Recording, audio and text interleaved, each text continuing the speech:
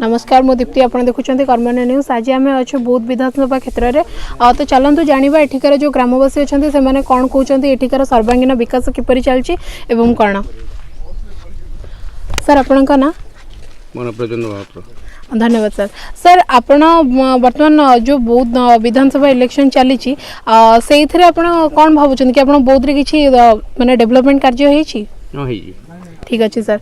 तेज sir आपंकर ये जो बर्तमान चली मेगा पार्वतीगिरी मेगा प्रकल्प जो चली जलर तेज ता विषय किसी कहे हाँ ये पाखापाखि मेगा प्रकल्प चलिए सांपुर पंचायत 9टा खंडे गाँव उन्नति हम 1200 एकड़ खंडे लोक बहुत हैरान होते 12,000 हेक्टर चाष बहुत हैरान होते पानी असुविधा पाते सुविधा ठीक अच्छे सर। सर बर्तमान जो इलेक्शन हम से मुख्यमंत्री हिसाब से क्या देखा पसंद कर नवीन पट्टनायक ठीक अच्छे सर।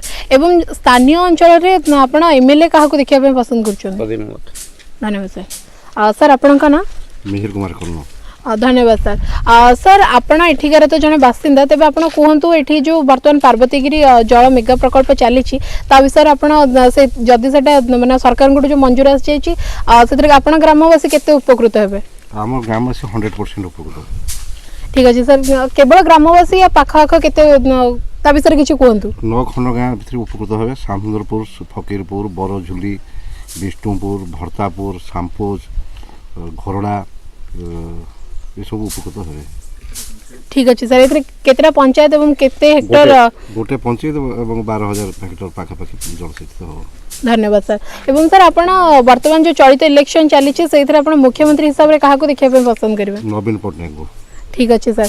एवं स्थानीय एमएलए आप क्या देखा पसंद करेंगे प्रदीप मान को सर प्रदीप बाबू ये किसी उन्नतिमूलक कार्य कर बहुत अवदान होची से लास्ट रे भी हेजी पूर्व हवा कथा तांको चेष्टा रे हेजी से समय ठीक अच्छे सर धन्यवाद सर। सर आपण का ना नरेश कुमार सेठी धन्यवाद सरपंच रामगढ़ ग्राम पंचायत ठीक अच्छे सर। सर आपण तो जने सरपंच तेबे आपण कहंतु कि आपण का जो अंचल रे कोन सब उन्नतिमूलक कार्य होई बहुत डेवलप होई हमर तांकर पीरियड रे एबे हमर जो मेगा प्रोजेक्ट हला रामगढ़ जीप रे हमर पाखापाखी 1500 हेक्टर चाष जमी माने माड़ी परबो जलसेचित होई परबो सेथरो उपकृत हेबो हम जीपी हेबा संग संग तिलेश्वर जीपी रो हमर अछि खजुरिया और ताकुड़ से गाँ मध्ये पानी पाई परछथि तनके लोक बहुत खुशी अछथि ठीक अच्छे सर। तेबे एथर आपण जो एठिकार एमएलए हिसाब रे काहा को देखिया पे पसंद करबे प्रदीप मातु धन्यवाद सर।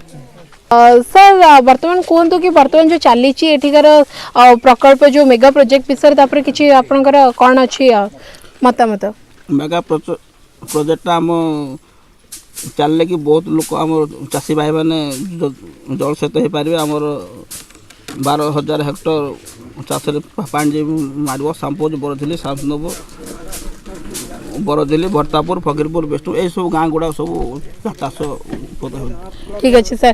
तेज बर्तमान अपने मुख्यमंत्री हिसाब से क्या देखा पसंद कर सर एटिकार जो स्थानीय एमएलए हिसाब से प्रदीप मामा तो एत वर्ष धरी ये माने शासन कर चलते तेज कहतु अमल किसी उन्नतिमूलक कार्य हो द्वारा उन्नतिमूलक समस्त भोटर भाई मैंने आउ थे विधायक हिसाब से मंत्री हिसाब से तेज आप पुनः विधायक रूपे पाइबा बहुत खुशी ठीक अच्छे सर।